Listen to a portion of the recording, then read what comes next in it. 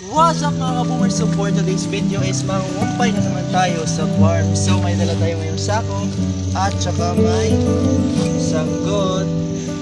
Kaya naman samahan niyo ang bugin ninyong ka-boomers sa naiibang adventure na ito. So let's go guys.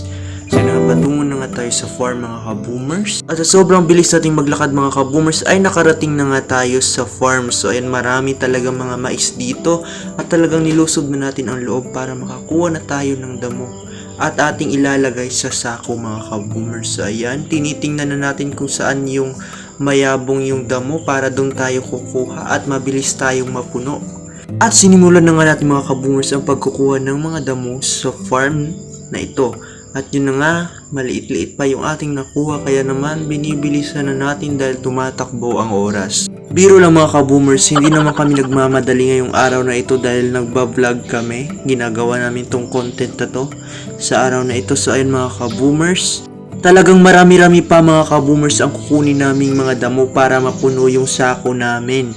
At yun na nga mga ka-boomers, nagpapatuloy pa rin kami sa pagkukuha ng mga damo kahit na Makati. At dahil nga binidyohan ako ni Jainami ay wala pa siyang naipon na damo para ilagay niya sa kanyang sako. Kaya naman binidyohan ko muna siya.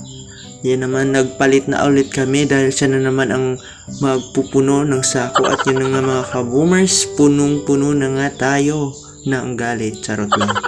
At nagpapatuloy pa rin tayo mga ka-boomers sa ating pagkukuha ng damo hanggang sa mapuno na nga tayo mga ka-boomers. Talaga namang masipag tayo ngayong araw na ito mga ka-boomers, para naman marami ang makain ng ating baka pag uwi natin mamaya mga ka-boomers. Ginagalingan talaga natin sa pagkukuha ng mga damo dito o tinatawag na pagkukumpay sa amin dito. Pwede rin nating isali itong mga mais na to. Joke lang mga ka-boomers. Baka naman siseryosohin nyo at i-report nyo kami sa may-ari ha. So ayun na nga mga ka-boomers, ang gandang-gandang tingnan ng mga mais dito. Pwede ngang nakawin, charots. So yun mga ka-boomers, uuwi na nga kami dahil napuno na nga yung sako ng pugin ninyong ka-boomers. So ayan, what's up? And see you on my next vlog mga ka-boomers. Hanggang dito na lang ang ating vlog na ito. Babush!